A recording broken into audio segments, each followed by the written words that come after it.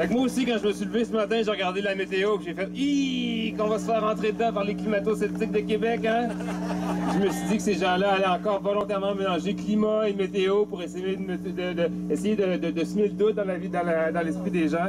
Tu sais, comme quand les experts mettaient en doute le lien entre la cigarette et le cancer, quand les experts, entre guillemets, mettaient un doute sur les pluies acides, quand les experts, entre guillemets, mettaient des doutes dans la tête des gens sur les liens entre les CFC et le trou dans la couche d'ozone.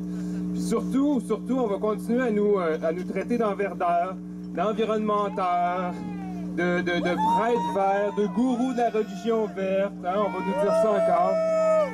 Et pourquoi, selon vous, en fait, ces personnes-là, qu'on appelle les climato-sceptiques, climato-négationnistes, les marchands de doute, hein, pourquoi ces personnes-là réagissent aussi fortement quand on sort dans la rue comme ça pour faire réfléchir sur les impacts des comportements humains sur le climat?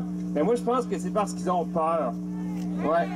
Ce qui motive leur action, c'est la peur de devoir remettre en question leur propre mode de vie, leur alimentation, leurs habitudes de déplacement.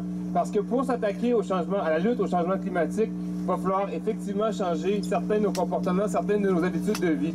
Dans la grande région de Québec, il y a plus de la moitié des déplacements de moins de 1 km qui sont faits en automobile.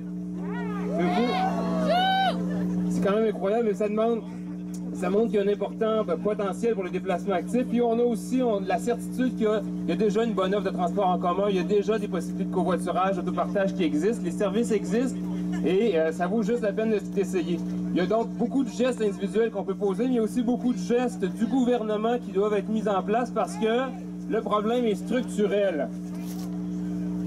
C'est le gouvernement qui, depuis 70 ans, perpétue le modèle du tout à l'auto. C'est le gouvernement du Québec qui, depuis 70 ans, a créé, prolongé et élargi les nombreuses autoroutes au Québec. Depuis 10 ans seulement, dans la grande région de la capitale nationale, là, il y a 3 milliards de dollars qui ont été mis dans les infrastructures autoroutières seulement. 10 milliards, 3 milliards en 10 ans. Et c'est pas encore assez, il y a beaucoup de gens qui voudraient qu'on construise un troisième lien entre les rives nord et rives sud de Québec. Est-ce que vous convenez avec moi que c'est une infrastructure qui est non nécessaire? Qui coûterait trop cher? Qui augmenterait l'étalement urbain?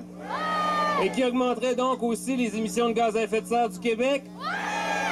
Vous avez raison. Le transport routier, c'est le premier secteur producteur d'émissions de gaz à effet de serre et depuis 1990, qui est l'année de référence, on a augmenté, le transport routier a augmenté ses émissions de 52 %. Donc nous, ce qu'on demande chez Accès Transport Viable, et ce qu'on demande collectivement ensemble aujourd'hui, c'est d'écouter la science et les experts. Nous lui demandons un moratoire sur les projets qui vont contribuer à l'étalement urbain et à notre dépendance à l'automobile. On lui demande d'arrêter quel projet? Le troisième lien!